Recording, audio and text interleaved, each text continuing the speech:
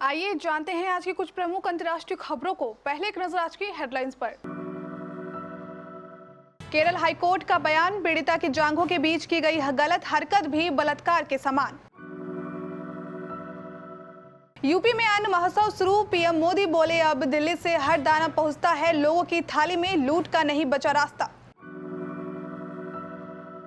अफगानिस्तान पर अहम बैठक में रूस ने भारत को नहीं दिया न्योता, चीन, पाकिस्तान, यूएस हो सकते हैं शामिल। महंगाई का खेल, एक साल में कहां से कहां पहुंच गया सब्जी, दाल, तेल का भाव, चाय पत्ती और दूध के दाम में भी उबाल। बिहार के सिवान में फिल्मी स्टाइल में अंधाधुंध फायरिंग, सरेराह 4 लोगों को मारी गोली, 2 की मौत। कोरोना से पति की मौत के बाद देवर ने किया रेप, पुलिस से शिकायत पर बेरहमी से पीटा। 70 सालों में नहीं दिखी ऐसी तबाही, मध्य प्रदेश में बाढ़ पर बोले शिवराज सिंह चौहान, कटी टूटे पुल तो कहीं गांव ही खत्म।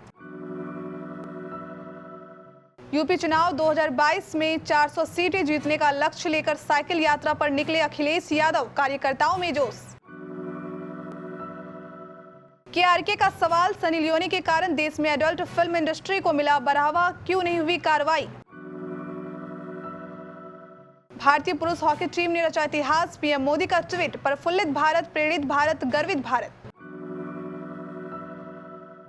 केरल हाईकोर्ट ने एक बड़ी और अहम टिप्पणी करते हुए कहा है कि अगर आरोपी पीड़िता के थाइज यानी जांघों के बीच भी सेक्सुअल एक्ट यानी गलत हरकत करता है तो उसे भी भारतीय दंड संहिता में मौजूद धारा 375 के तहत परिभाषित बलात्कार के समान ही माना जाएगा।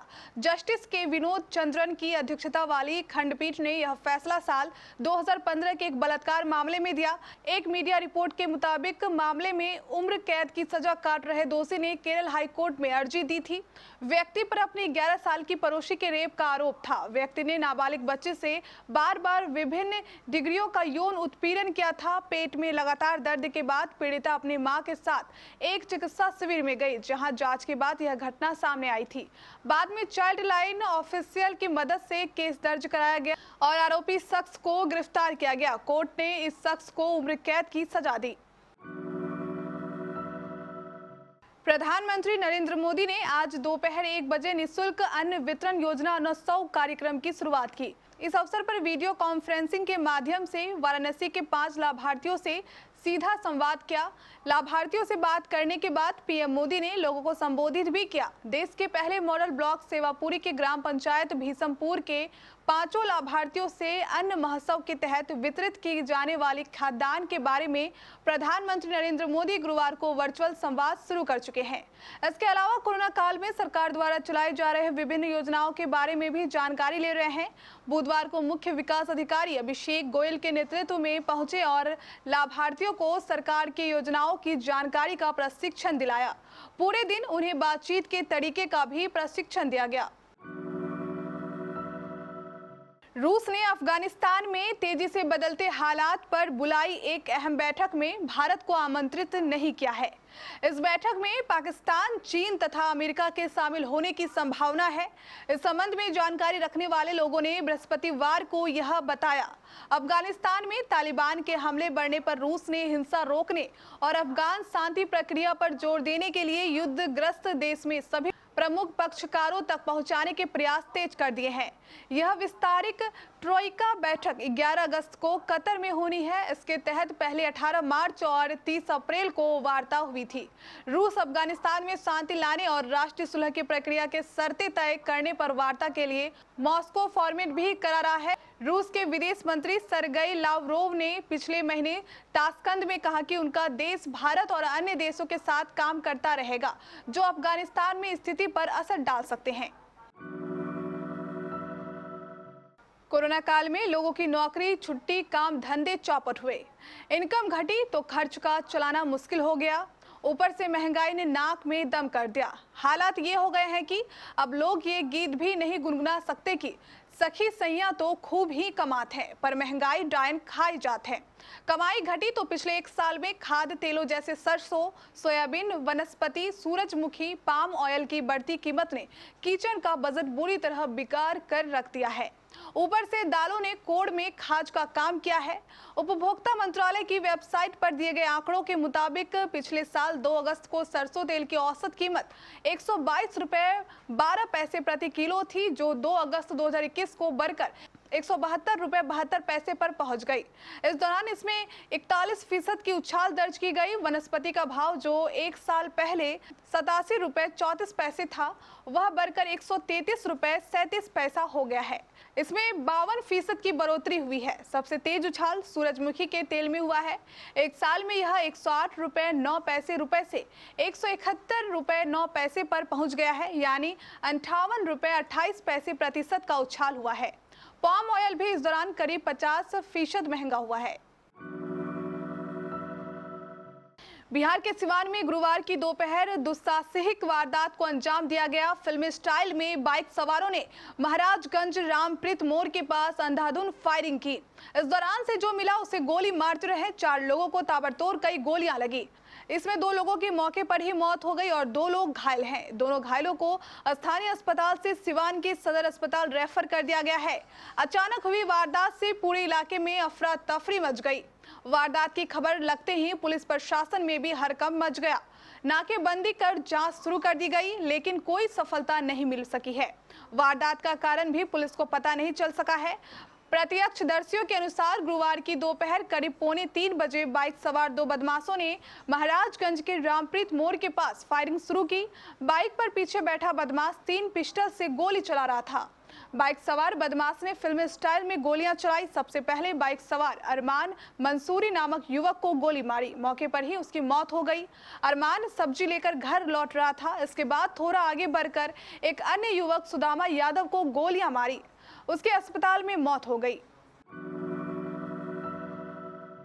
कानपुर के कल्याणपुर क्षेत्र में एक महिला पर दुखों का पहाड़ टूट पड़ा। पहले उसके पति की कोरोना से मौत हो गई।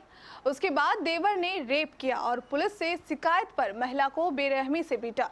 डीसीपी पश्चिम के आदेश पर आरोपी देवर के खिलाफ रेप और मारपीट का मुकदमा दर्ज किया गया।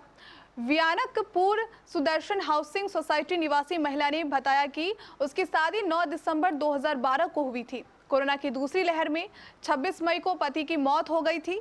पीड़िता के मुताबिक पति के 13वीं के बाद चारों ननद और नंदोई ने उससे कहा कि तुम देवर से शादी कर लो, जिससे तुम्हें और तुम्हारे बच्चे को घर मिल जाएगा। पीड़िता के विरोध करने पर ससुराल वालों ने उसे डराया धमकाया और देवर ने पीटा। 26 जून की रात लगभग 1 बजे पीड़िता गुरुदेव चौकी पहुंची, मगर वहां कोई नहीं मिला। उसके बाद ससुराल वालों ने उसे खोजा और माफी मांग ली। पीड़िता का आरोप है कि 29 जून को देवर ने उसके साथ रेप की घटना को अंजाम दिया। उसके बाद ससुराल वालों ने मिलकर उसे बेरहमी से पीटा। मध्य प्रदेश के ग्वालियर चंबल क्षेत्र में लगातार जारी बारिश से हालात विकट होते जा रहे हैं। भारी बारिश के चलते हुए हादसों में गुरुवार को 2 लोगों की मौत हो गई, जबकि कई लोग घायल हुए हैं। राज्य में कई जगहों पर इमारतें और पुल ध्वस्त हो गए हैं। सीएम शिवराज सिंह चौहान का कहना है कि उन्होंने बीते 70 सालों में प्रदेश में ऐसी तबाही नहीं देखी है। राज्य सरकार का कहना है कि बारिश के चलते हुई घटनाओं में अब तक 2 लोगों की मौत हो गई है। एक व्यक्ति की मौत शिवपुरी और एक की सयोपुर जिले में हुई है। इसके अलावा गुना में 4 और 2 शिवपुरी और एक व्यक्ति मुरैना जिले में घायल हुआ है। कहा जा रहा है कि मौतों और घायलों का आंकड़ा ज्यादा भी हो सकता है। इसकी वजह यह है कि उनकी मौतों को सरकार ने आंकड़ों में शामिल किया है, जिनकी पुष्टि जिला प्रशासन से की गई है।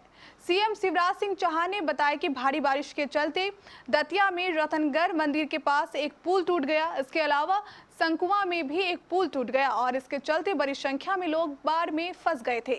राज्य सरकार के एक अधिकारी ने बताया कि सीएम ने ग्वालियर और चंबल संभाल के कमिश्नरों और आईजी से बात की है। सीएम ने बताया कि लोगों को बचाने के लिए शिवपुरी और भिंड जिले में एयर ऑपरेशन भी चलाया गया है। समाजवादी आंदोलन के वरिष्ठ नेता जनेश्वर मिश्र की जयंती पर साइकिल यात्रा पर निकलने से पहले पार्टी अध्यक्ष अखिलेश यादव ने सपा कार्यालय पर मीडिया को संबोधित करते हुए कहा कि 2022 के चुनाव में सपा 400 सीटें जीतेगी। जनता भाजपा से नाराज है। भाजपा सरकार ने जनता को धोखा दिया है। उन्होंने कहा है कि भाजपा में आपराधिक की भरमार है। वो मैनिफेस्टो नहीं मनीफेस्टो बनाते हैं। उनके लिए राजनीति एक व्यापार है। भाजपा की सरकार ने कोरोना के दौरान लोगों की मदद नहीं की और बड़ी संख्या में मौतें हुई हैं। खुद से फिल्म क्रिटिक बने केआरके इन दिनों जबरदस्त सुर्खियों में हैं। अक्सर विवादों में घिरे रहने वाले या फिर खुद विवादों को नियता देने वाले केआरके अपने बेबाक बोल के लिए जाने जाते हैं। आए दिन वो किसी न किसी से पंगा ले ही लेते हैं। सलमान खान की फिल्म राधे का नेगेटिव रिव्यू देने के बाद तो मानो विवाद उनके साथ साथ ही चल रहे हैं। इसी बीच उन्होंने सनी लियोनी को भी अपने सवालों के कटघरे में खड़ा कर दिया है। केआरके ने सनी लियोनी के खिलाफ कई सवाल खड़े किए हैं। दरअसल इन दिनों शिल्पा शेट्टी के पति राज कुंद्रा अश्लील फिल्में बनाने और उन्हें ऐप पर दिखाने के आरोप में जेल में हैं। राज कुंद्रा की गिरफ्तारी के बाद से ही इस मामले ने तूल पकड़ लिया है। हर रोज नए खुलासे हो रहे हैं। वहीं केआरके ने सनी लियोनी पर तंज कसा है और कहा है कि सनी के खिलाफ कार्रवाई क्यों नहीं हुई, आखिर वो ही भारत में पॉर्न फिल्म इंडस्ट्री को बढ़ावा देने के लिए जिम्मेदार है। भारतीय पुरुष हॉकी टीम ने टोक्यो ओलंपिक में कांस्य पदक अपने नाम कर लिया है। भारतीय टीम ने 41 साल बाद ओलंपिक में पदक हासिल किया है।